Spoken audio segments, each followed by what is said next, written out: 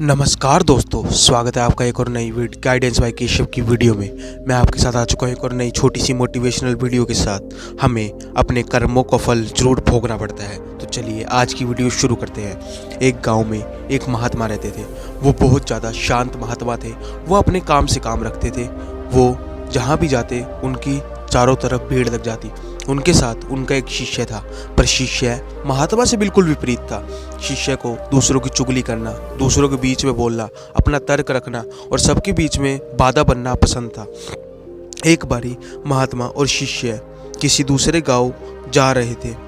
वो दूसरों गांव जैसे ही जा रहे थे, उन्हें रास्ते में एक नदी मिली। जिस नदी के पास शिष्य ने देखा कि एक मछुआरा मछलियों को पकड़ पकड़ कर मार रहा है।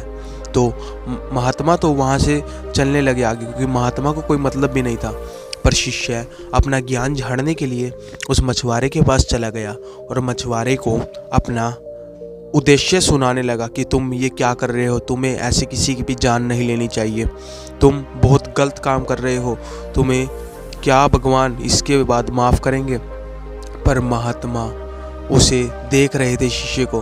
पर थोड़ी देर बाद शिष्य कुछ ज़्यादा ही गुस्से में आ गया और वो भड़कीला हो गया और मछुआरे को मारने की ओर चला गया। तभी महात्मा उसे पकड़कर खींच कर ले जाते हैं। थोड़ी दूर जाने के बाद शिष्य महात्मा से पूछते हैं, हे महात्मा, तुमने मुझे क्यों रोका? मैं तो उन मछली की जान बचा रहा था। तब महात्मा उसे जवाब देते हुए कहते हैं, तुम्हें बीच में क्या बोलने की ज़रूरत है? वो ऊपर भगवान बैठा हुआ सब देख रहा है। वो सबके कर्मों का हिसाब रखता है। जो जिसके साथ बुरा करता है उसके साथ अवश्य बुरा होता है। पर शिष्य को ये बात समझ नहीं आ रही थी। शिष्य कहता, अगर जो कोई उसे रोकेगा नहीं तो वो ये कार्य करता ही रहेगा। उसे कोई ना कोई तो रोकने वाला चाहिए। गुरुदेव, अगर जो आप नहीं रोक रहे तो मैं तो रोक रहा था ना, मुझे तो रोकने देते। पर ऐसे ही कहते कहते शिष्य आगे और महात्मा आगे आगे चलने लग जाते हैं। फिर 2 साल बाद उसी रास्ते से महात्मा और शिष्य जा रहे थे। तब शिष्य दोबारा से एक दृश्य देखता है। उसमें एक सांप को चींटियों का झुंड खा रहा था। तब शिष्य सोचता है कि मैं इस सांप को बचाने चला जाता हूँ और इन चींटियों को हटा देता हूँ। तब गुरुदेव उसे दोबारा रोक कर कह देते हैं। तब शिष्य दोबारा पूछते हैं कि आपने मुझे क्यों रोका? तब गुरुदेव ने उत्तर देते हुए कहा, क्या तुम्हें याद है 2 साल पहले यहाँ पर एक मछुआरा मछलियों का शिकार कर रहा था? ये मछुआरा अब सांप बन चुका है और जो मछलियाँ इसने मारी थी वो चींटियाँ बन चुकी हैं, जो इसका मांस नोच नोच कर खा रही है।